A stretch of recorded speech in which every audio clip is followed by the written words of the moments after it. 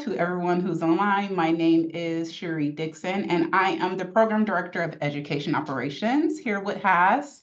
And I would like to welcome you to our HASC MedCerts Partner Solution informational webinar. This partnership was created to really help you address ongoing workforce shortages. We know that this has been an ongoing challenge for our member hospitals. Today, you will hear from two members from the MedCerts team, as well as Sandy Filson, who will share how she partnered with MedCert in order to help address surgical tech needs. Before I introduce our facilitators or hand things over to them, just a few housekeeping items. You can ask questions at any time throughout this webinar. If something does come up, feel free to unmute yourself and ask a question, or you can simply raise your hand, or you can type your question into the chat box and someone from the team will read your question out loud. And also throughout the webinar, Kelly and Jennifer will also stop, so if you do have any questions. Also, this session is being recorded, and you will receive a copy of the presentation slide deck at the end of the session. We know that your time is valuable, so if you do have to jump off early, or if there's somebody from your team that you want to also have this information, you will receive it so that you can share. And there will be time also at the end for questions if you do want to just save your questions to the end. And that is everything for me. I'm going to hand things over to our MedCerts team to get started. Thank you, Cherie. First thing I want to do is thank the folks at the Hospital Association of Southern California for this opportunity, our partnership. We're going to do some big things together. It starts with getting to meet everybody that's here today. So thank you for joining. We like to share about our partner solutions, right? Our goal is partnering for success. And my name is Kelly Pierce. I'm a senior account manager with MedCerts. Jen, if you'll go to the next slide. I've been here for almost 4 years. I've been in this senior account manager role too. So a little bit about me. I won't go through every point here, but I was born and raised in Southern California. I'm a proud dad of 2 boys. Parker and Jax are my little football players. I've been blessed to coach them their whole life, and it's been a fun experience for me. My son Parker's playing freshman football this afternoon, so I'm excited to go watch that game.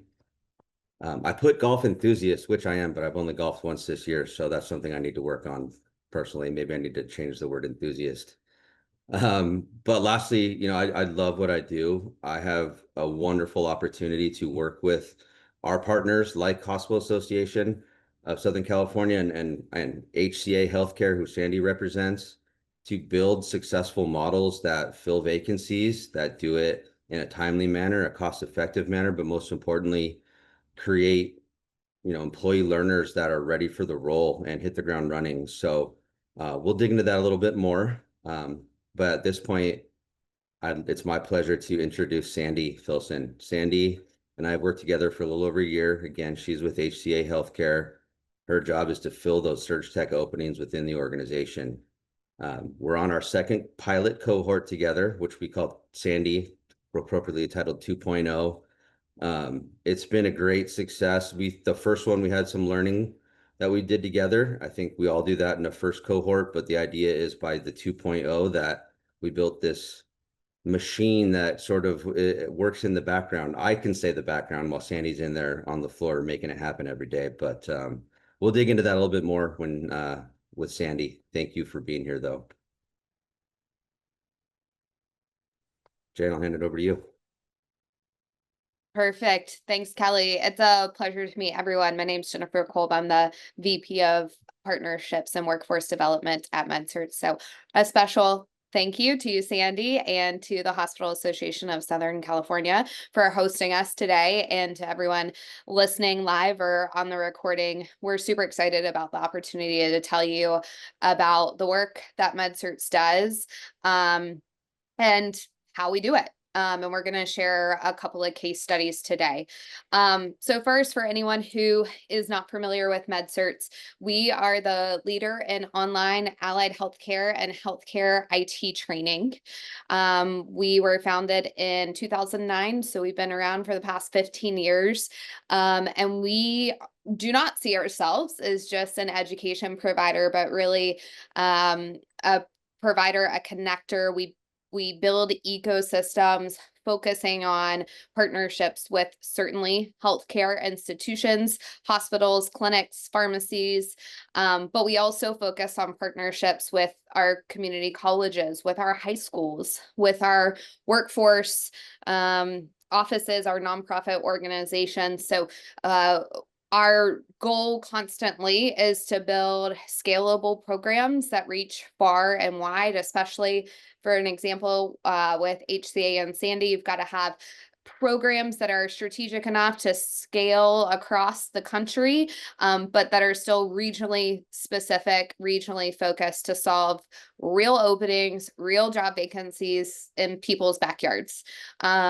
We know that every person we put in a training program leading to a certification, to then a job, to then retention, betters a local economy tenfold, betters that family. And so that's what we're focused on, providing holistic solutions that reach a little bit farther and wider than what you might think of traditional training and higher ed. To date, we've enrolled over 100,000 students across all 50 states. We train about 25,000 students every year. And of those 25,000 students, a little over 15,000 actually are in one of our employer-sponsored programs. So that's primarily what we're going to talk about today, are how to build an incoming talent pipeline and what those employer-sponsored programs can look like.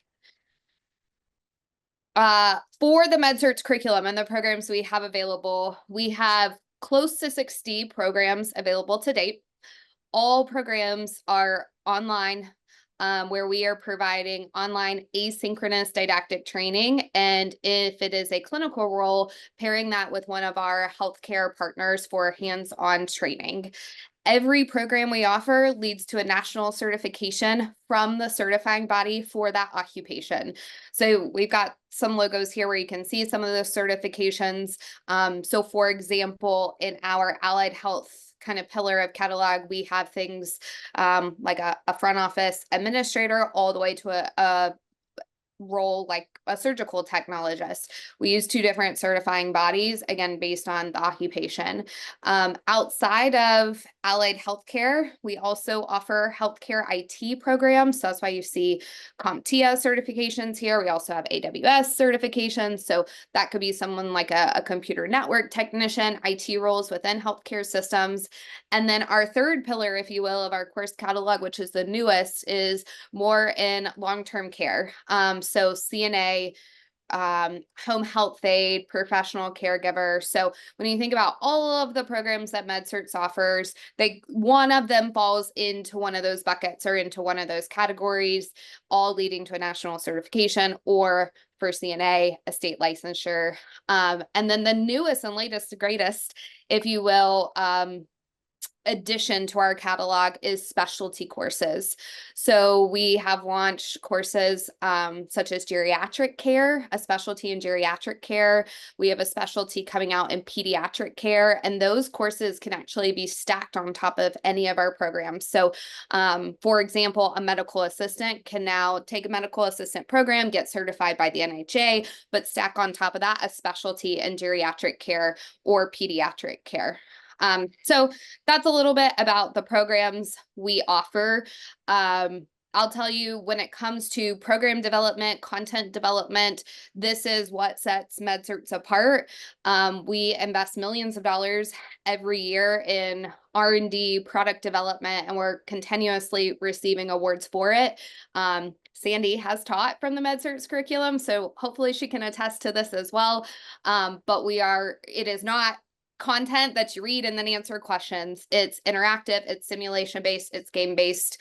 And gotta call out that we just actually won an award, an artificial Intelligence Excellence Award from the Business Intelligence Group for generative AI.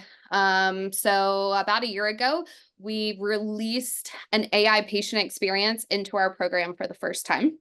It was really neat. A student could ask a patient what brought them in today, tell me about your family medical history, and then in real time, the student would get graded back on things like communication, critical thinking. That has gone so well in that one-to-one interaction with our AI patient that we are now kind of taking it a step up, if you will, and introducing scenario-based AI interactives where it might be the patient, they might have a family member or a spouse in the room, the doctor might be in the room, and the student is having to interact with multiple people and then get graded in real time. So we are highly focused on the content we provide. We know as an education partner to our hospitals, our healthcare systems, we are only as valuable as the completers and certifiers that we can help you keep within your organization. So we really believe that immersive content is critical to do that. So this is just a little bit about how we do it and what we call the 12 elements of e-learning.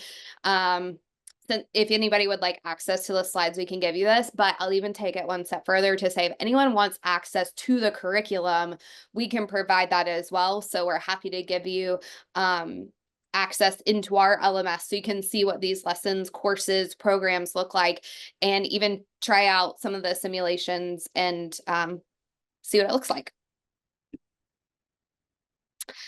So when it comes to building partnerships with our employers, there are a couple of different ways we do it and things we're going to focus on. We're going to kind of transition in, if you will, to some of those case studies and the how. But we're primarily focused on these 4 things. How are we going to shorten the time to hire for open roles? What open roles do you have that we need to fill yesterday, and how quickly can we close those gaps? Reducing costs. We have seen, coming out of the pandemic, I think we see it a little bit less, but we have seen things, crazy sign-on bonuses and crazy commitments in order to fill gaps. And so we're really focused on and have the ROI to show that if you invest in early talent, if you invest in the people you have, paying for a MedCerts program and paying for a training program can actually reduce costs and save you in the long term, especially when it comes to the retention you see behind someone enrolling in a program. So increasing retention. And then, like I already said, we really value ourselves not just on providing education, but are your students completing? Are they getting certified? And how long are they staying in that role once they get there? So at the end of everything we do, we're incredibly student centric and focused on making sure they get to their end. So I'm going to pass it to Kelly here, but I will share that really what we're focused on: attraction, retention, and risk. How are we building a talent pipeline? How are we making sure you keep the talent you have and don't lose anyone on the way out the door? So with that, we serve all students of all types. There are a couple of examples here, but a little bit of what that enrollment to kind of career journey would look like. So our students have a personal contact at MedCerts every step of the way, from the first day they enroll until they graduate and get their certification. So that is part of the work that Kelly does in setting up processes with our partners. But we do have a touch point for our students as long as they are in a MedCerts program. So Kelly, I'll pass it to you. Thank you, Jen. Yeah, so that student experience will begin with their first conversation with an enrollment consultant. And what you do as our partner is refer me anybody you would like to be trained, share what program it would be. Obviously, there would be some planning that went into this beforehand, but I would create a student account for that learner or learners and assign them one of our skilled B2B enrollment consultants. They would reach out for a brief admissions interview, which essentially we kind of set the tone for what it takes to be a successful employee learner in a MedCerts program, share a little bit about what Jen shared, the kind of content they're going to experience, that immersive environment, and then really allow your employee learners to ask some questions. We want them feeling confident, strong, excited to get started. And the last step with that enrollment consultant is just a quick e-signature that's needed to get your employee learner enrolled on the start date you guys desire. And then next slide, what would happen from there upon enrollment, we would assign them a student success advisor. Now, this student success advisor is your employee learner support for anything MedCerts content related, whether it's for some reason I can't access it or I have a question about the content. This student advisor's job is to guide them through the learning process from day one through certification. So we're excited to have this 1-to-1 ratio of student advisor to employee learner.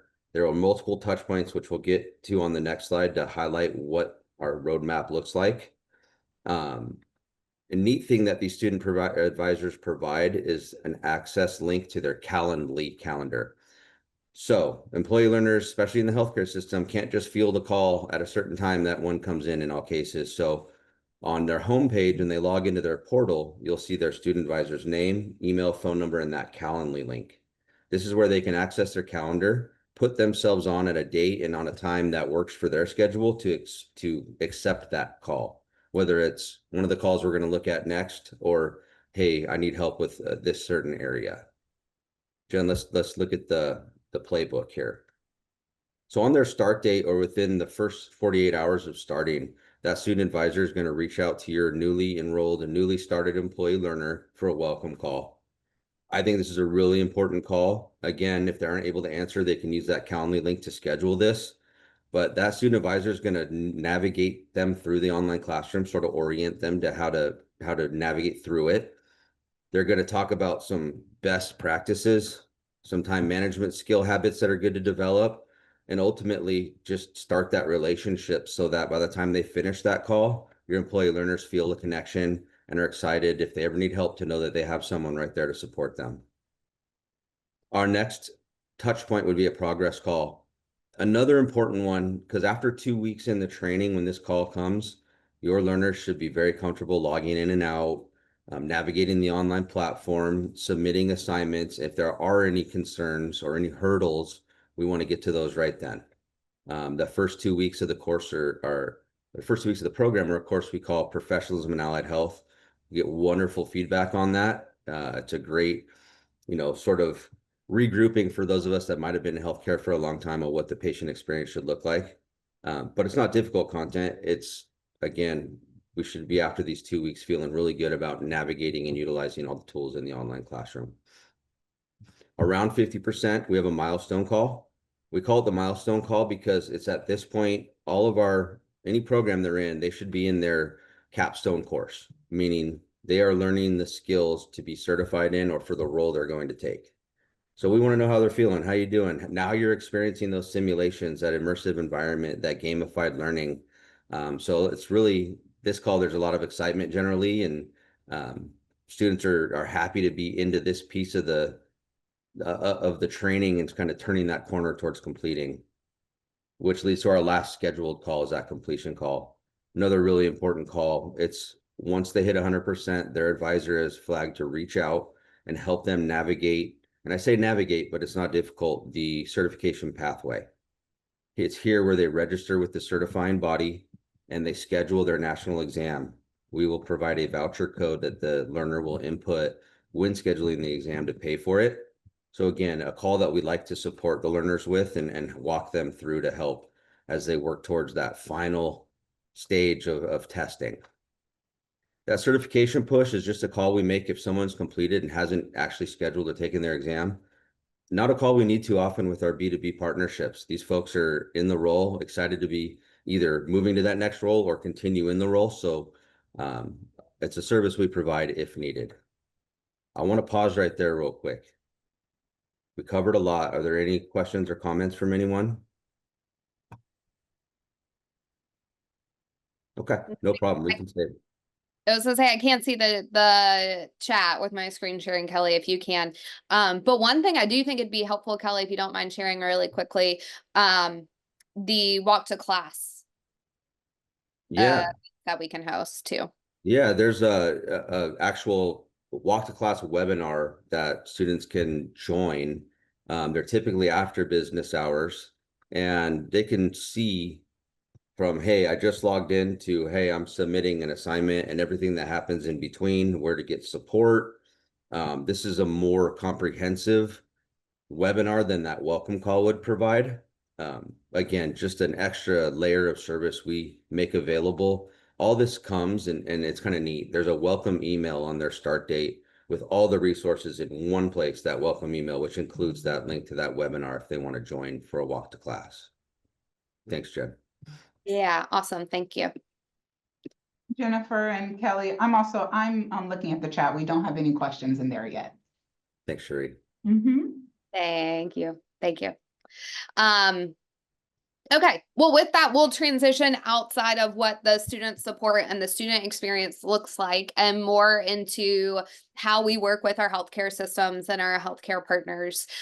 So I kind of mentioned this already. Our focus is on attraction and retention and risk, and how we mitigate those things and increase the attraction and increase the retention and mitigate the risk. But we're going to talk about a couple of different models today.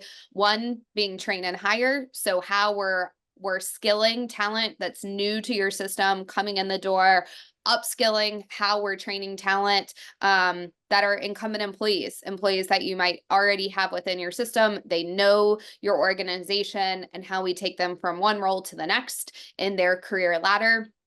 How we build apprenticeships and how we build high school partnerships. So a couple of different models that we're going to focus on today, all with the impetus of how are we looking at workforce development as a supply chain issue? How are we looking at it as far as getting as many people trained and certified and into the roles that you need?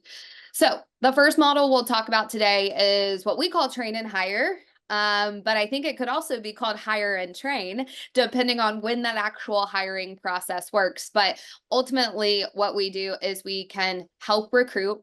So MedCerts having been around for so long in this healthcare space, we typically have pretty far and wide reach and high success when we are able to run ads in a geographic location.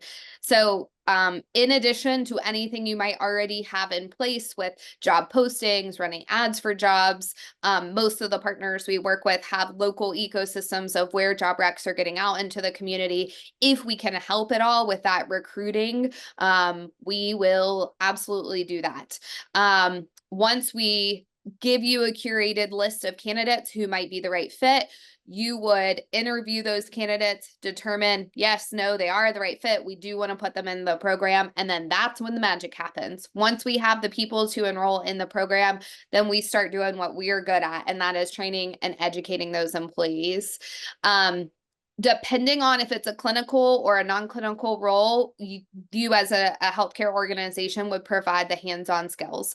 So Sandy will talk to this, but for example, in a surgical technologist role, MedCerts would be providing the didactic training.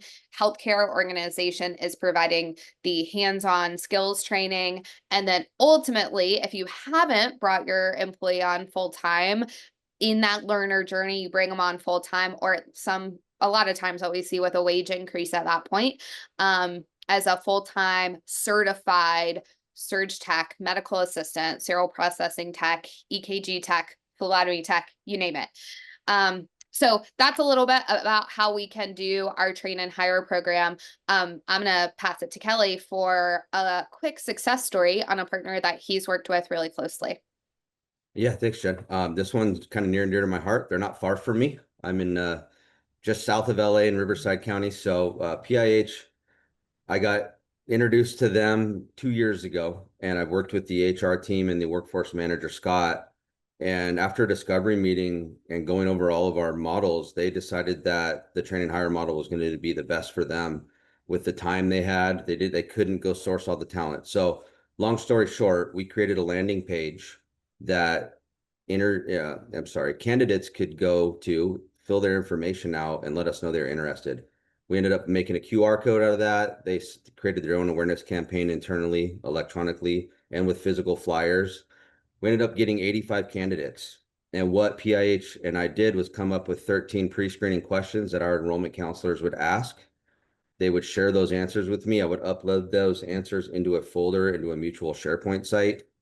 They took those 85 answers, narrowed it down to 17 folks in 2 different cohorts that they wanted to hire into the role, enroll into MedCerts, and start training right then. And like Jen mentioned, they kept their wage they were at. Most of these were incumbent workers, and then they got a wage increase when they finished and earned their certification.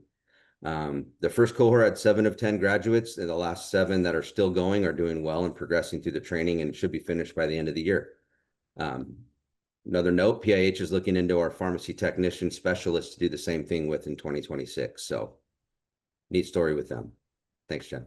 Yeah, I love it. The success stories, hearing them back. I know we do them every day, but hearing you say it out loud, Kelly, it reminds me why we're doing what we're doing. It's great. Right. Thank you. The second model we'll talk about is incumbent upskilling. Really similar to train and hire, difference being you are finding internal candidates, generating buzz for an internal program, and upskilling folks from one said job to the other. I'll call out that we do work with a lot of healthcare systems where we're using or working in constraints of traditional tuition reimbursement or tuition assistance programs where it's more open access. It's a little more it's less restrictive of I'm going from said job to next job, and it's more employees using an employee benefit such as 5250 to advance their career when the opening happens and they enroll into it.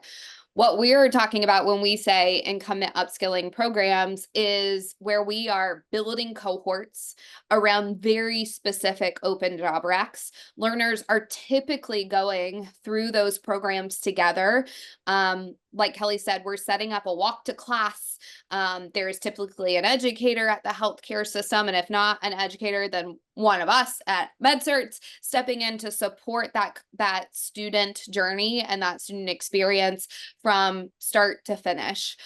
This is by far the most popular program at MedCerts, and we have worked with all kinds of employers of all sizes across the country, whether there's already a program in place or there's never been a program before, whether we're doing this with 1 or 2 students or 100 to 200 students. So we really step in from a comprehensive support strategy to say, we've been here, we've done this, let us share what we know.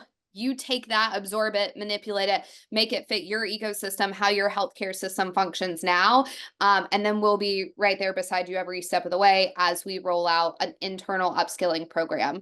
That can look very simple, where we're just, having regular check-ins and telling you about our best practices, all the way to like we can really lean in and provide subject matter expert help building out clinical schedules and timelines and mapping out, okay, in week 1, students are doing this in the didactics, so they should be doing this in hands-on training and back and forth. So all of this comes at no extra cost.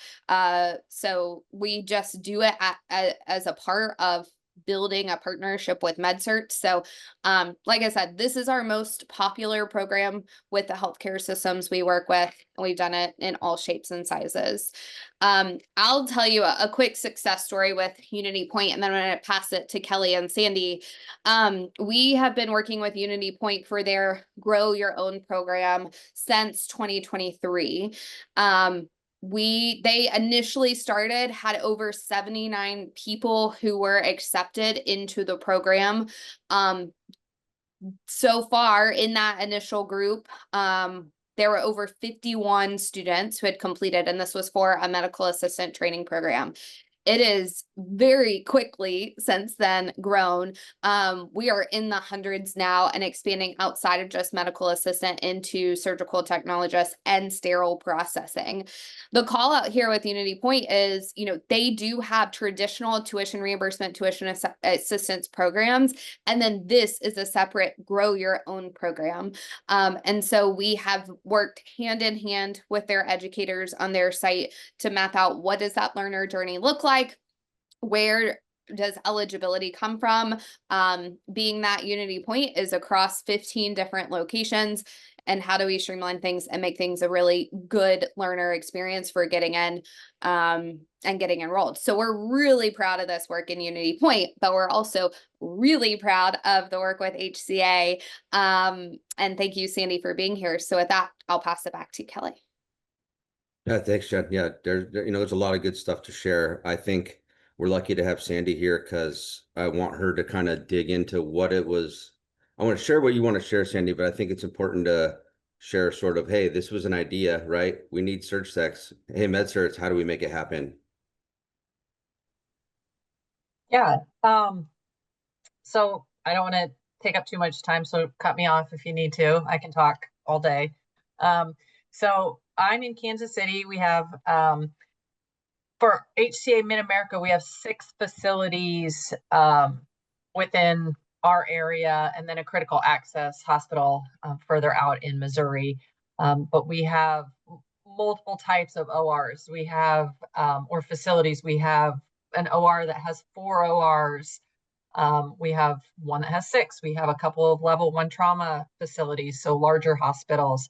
And then we have multiple ASCs, which are getting very interested in this program and asking a lot of questions about it. So it might be something in the future here. But we, this is, like Kelly said, this is our 2.0. This is our second round. Our first round, we had some oopsies, I'm going to call them, but we had some things that we learned from in that program. And it was a great learning experience for us to be able to make this program much better this time around. Now that we've started this one, we've gotten ahead of things. And as far as vetting the folks that we have pulled in for students and for our preceptors in the OR, getting them prepared for what they're about to see, what they're about to experience. And I feel like we have a really good group of students this time. They are super excited. Kelly and I were talking yesterday that they are on target or ahead of target on all of their didactic portion of it, which is what they're in right now. And then are all very excited for the skills lab hands-on portion that's coming up starting the end of the month. So we're making sure that this round we can do better for them, that we can set them up for better success.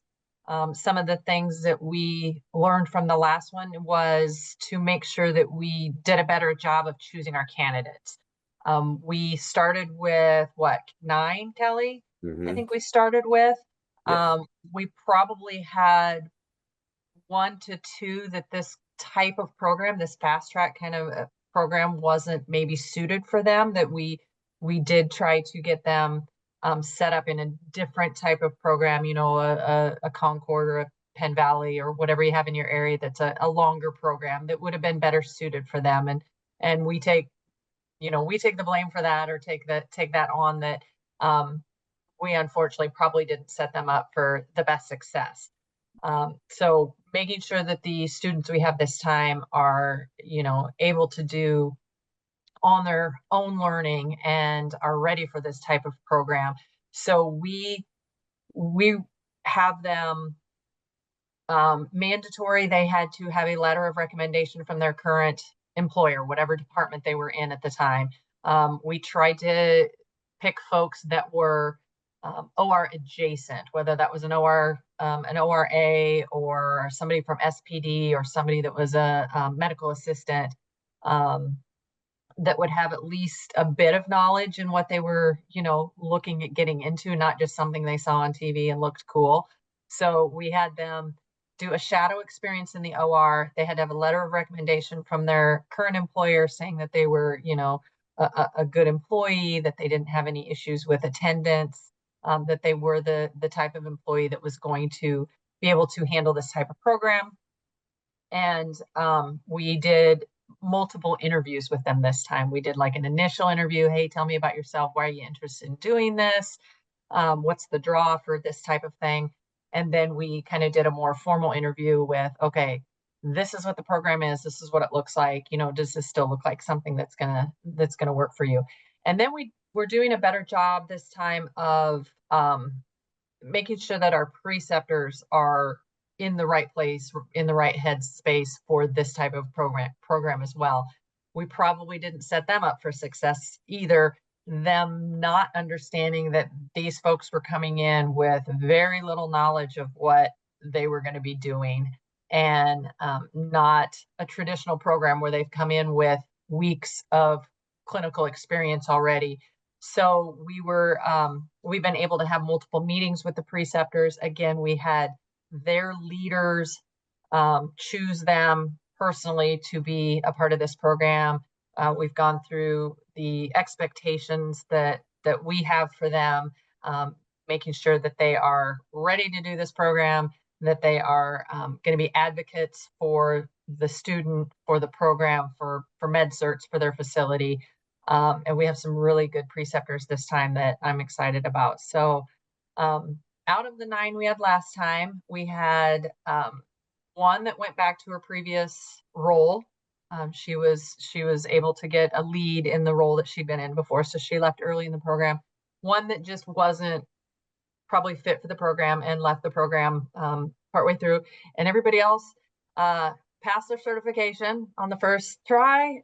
They're all working in the facilities, and I've seen several of them recently, and they run up and give me a hug and thank me for the opportunity. And I'm like, hey, I had nothing to do with that. I'm just here. But you know, what an opportunity for these folks that every one of them says, I never thought I'd be able to do. I've always wanted to, and I just, you know, I can't quit my job to go back to school full time. I couldn't afford to go to school, and they are so grateful to have this program. And to me, that's the best part of it, is just to see that they get to do something that they've always wanted to, or thought they always wanted to, but just never thought they'd have the opportunity to. So we thank MedCerts for that, and I thank HCA for that, to be able to provide that to our folks. So that's kind of our story.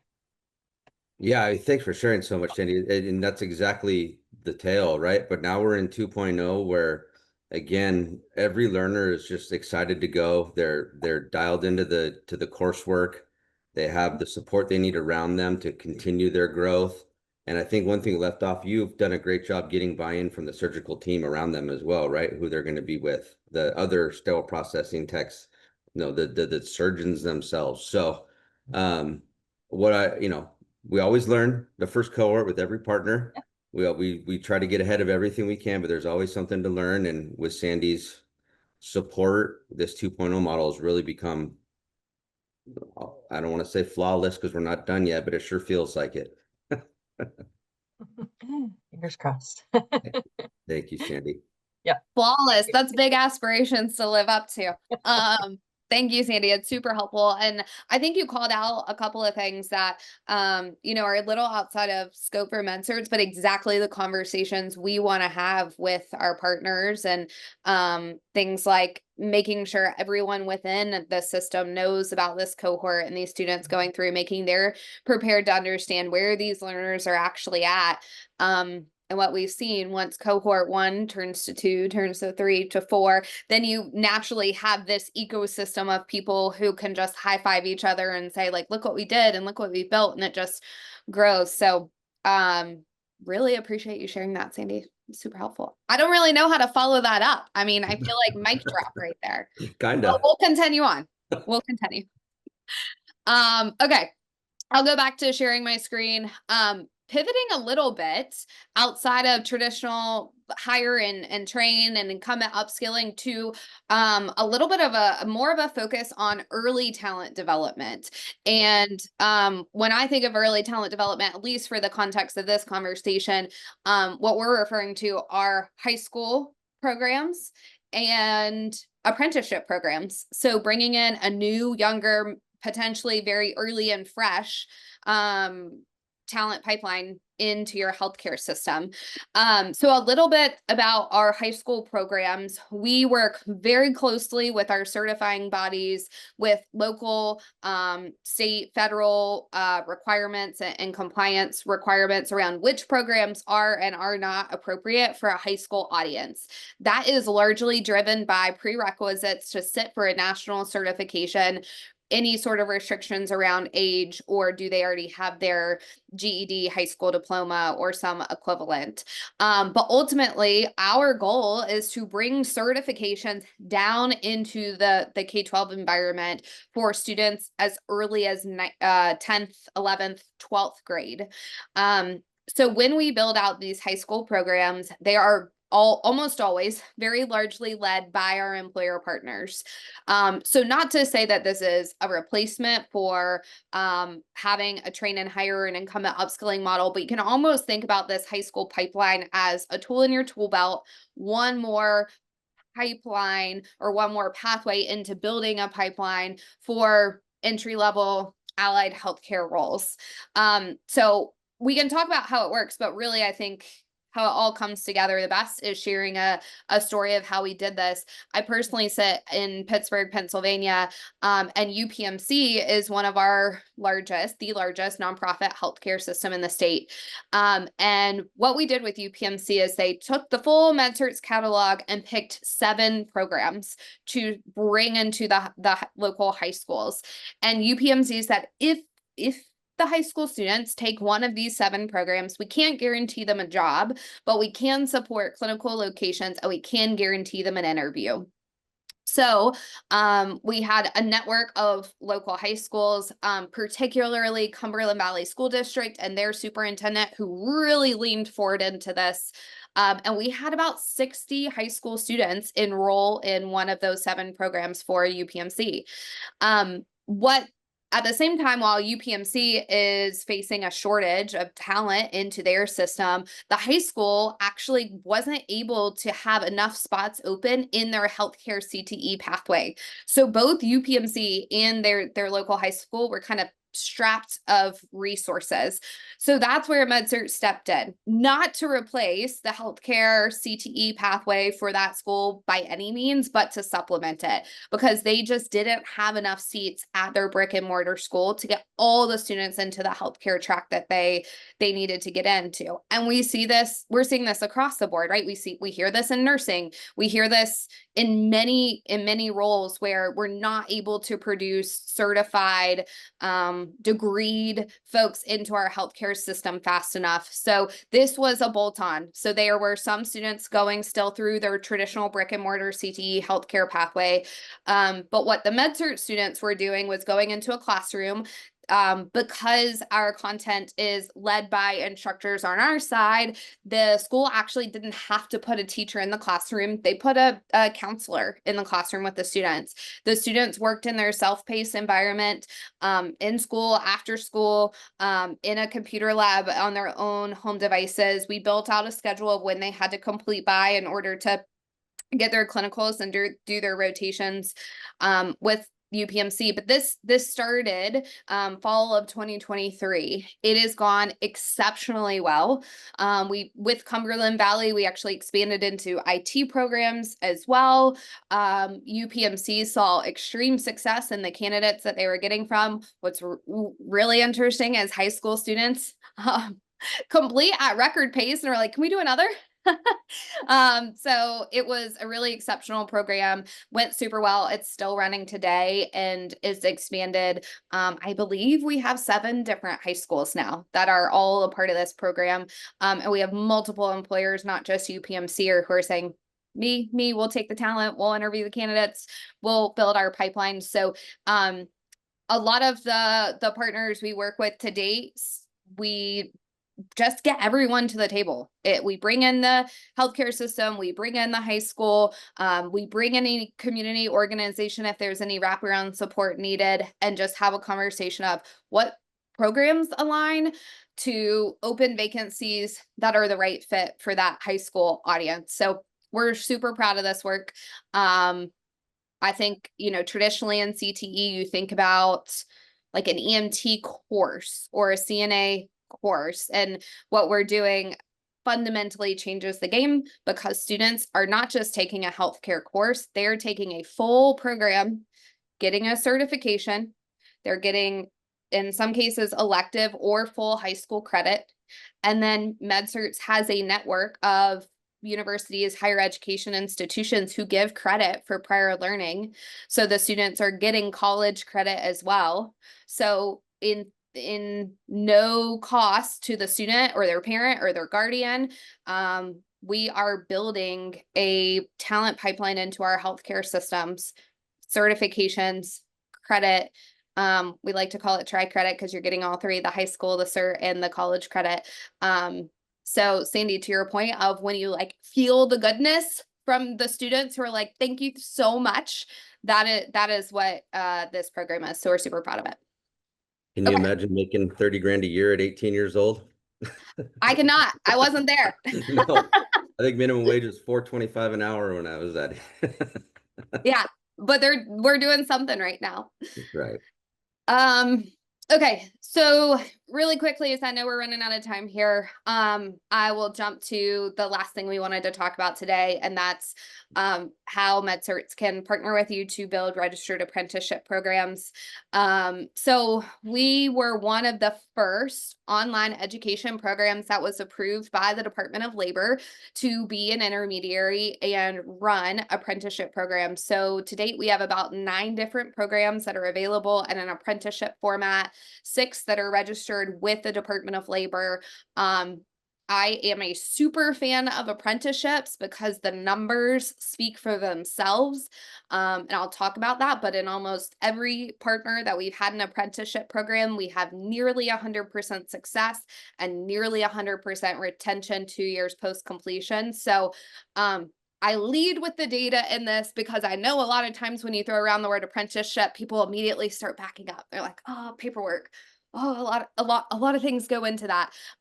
And what we have found is that this is almost a no-brainer for our healthcare partners because they're already doing it. If you are already have preceptors on staff, if you are already providing hands-on training, if you already have a cohort of students going through some kind of grow your own program, then apprenticeships, we can slap a label on it, do some extra paperwork, which we do for you. And then you have things like tax incentives, you have state and federal funding that you can tap into. We have a really great partner, Apprenti, who's a federally sponsored nonprofit organization that can do all kinds of support and advisement for if you already have a program, scaling it, or if you don't have a program, starting it.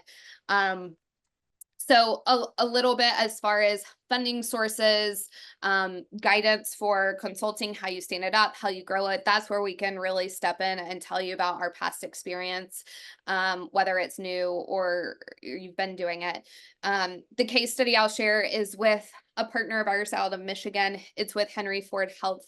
Back in 2020, we started with them their first farm tech apprenticeship program. They massive group that went through the program over several consecutive years. But ultimately they had 65 employees that completed their apprenticeship program, and 2 years post completion, they had 90% retention. And then all 65 learners were sponsored by a grant. So, other than the training and the facilitation and those costs, as far as the education component for Henry Ford, they didn't incur any costs for running this program. So there are a lot of intricacies of how and when and why to build the apprenticeship program, but we are always happy to jump in. And we also have an in-house grant and third-party funding team that's always keeping their ear to the ground for new federal funding or state funding to support apprenticeship programs. So if you might have thought about it, might have considered it, might want to be in the know about it, please don't hesitate to let us know, because we can always just put you on our list. So if and when state or federal funds become available to run an apprenticeship program, we can tap you in and make sure you know about the funding and what it would entail to stand one up. Right now we have funding in, I believe, 10 to 12 different states available. And so really that alleviates a lot of cost constraints for our healthcare partners when we can tap into alternative funding sources.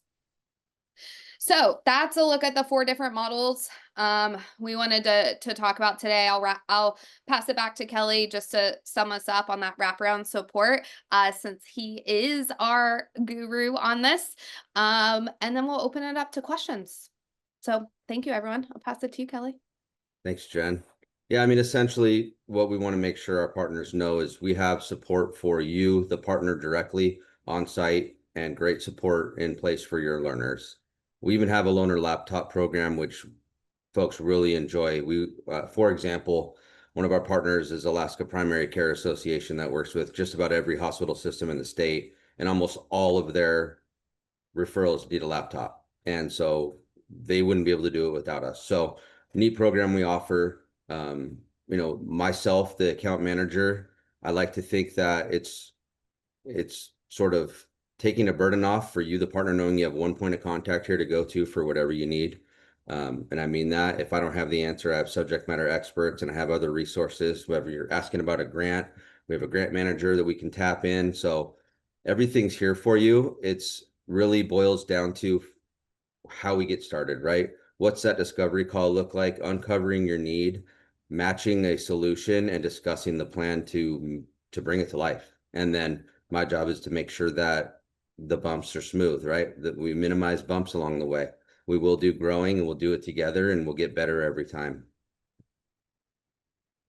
Kelly, you reminded me, hearing you talk, shows you how well I knew the steps. We actually included that. You were just a natural segue to talking about how that happens. So for anyone that might be interested in working with MedCerts or just in general learning more about how we do and what we do it, we would set up a discovery call to just learn about what support services you already have in place, what programs you have in place, and where the alignment might be. Then we work backwards. Often we find it's best if you give us a goal to say, Jen, we want to go live by January 1st. Then we can build up a plan backwards with timelines, with due dates of all the steps that have to happen in order to go live on January 1st. So really in the discovery and the planning, just knowing what your goals are.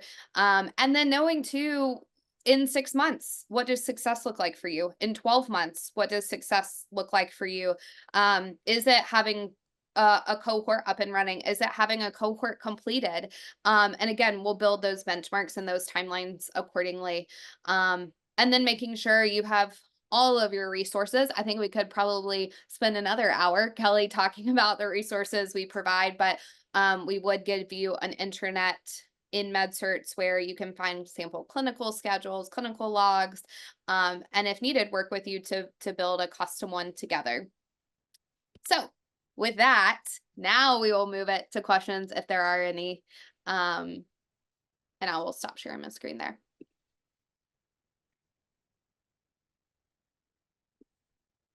And that discovery can start with an email, folks. That's what's important, right? Like just, tell us what you need and however we do it. Sheree, go ahead. Thank you, Kelly. I saw that you popped your email and phone number into the chat. I was going to let everybody on the call know that I'm going to follow up. As I mentioned, you'll receive a copy of the slide deck presentation. And I'm also going to make sure that you have Kelly's information so that you can reach out to him directly. We do still have a few minutes. We wanted to make sure that we observed and acknowledged your time. If anyone has any questions for Jennifer, Sandy is still with us also. If you would like to ask her any questions about her experience and her partnership and how that went. And for Kelly, please, you can unmute yourself and ask any questions. I did have a question that I know I've been asked before and that has come up. And you did touch on it. It's just about whether or not MedCerts programs are eligible for like state or federal funding. Yeah, that's a great question. The answer is yes. So we are approved on the state ETPL in a little over 30 states to date, meaning that anyone who might be unemployed, underemployed could be eligible for state funds.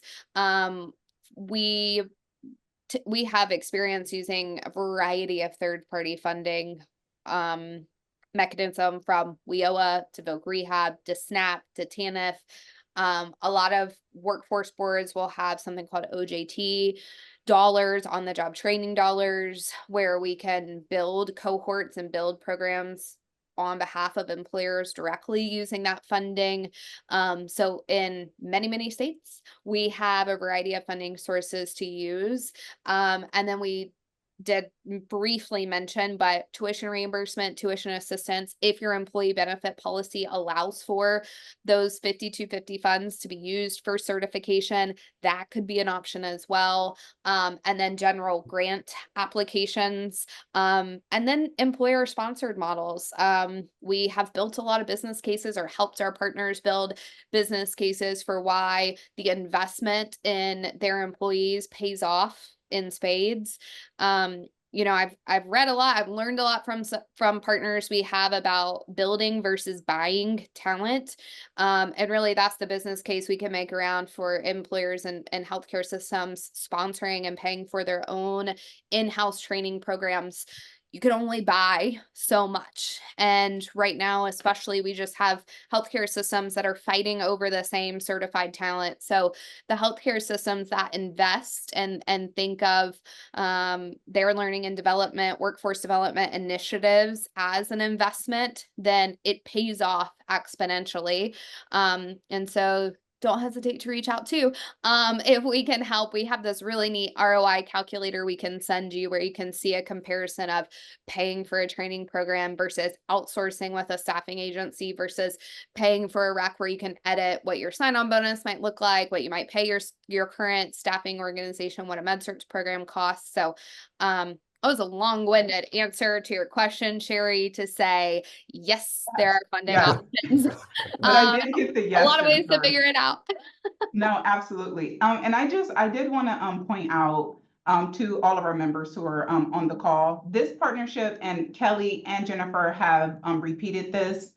Even if you just have questions, please do reach out to them, and they can help you walk through the process. So it's not something you don't have to call them thinking that you know exactly, what you want, what kind of cohort, what program you want to start with. But I really encourage you to reach out to them, just so you can get information, and they can kind of help you level set and work through where you want to begin.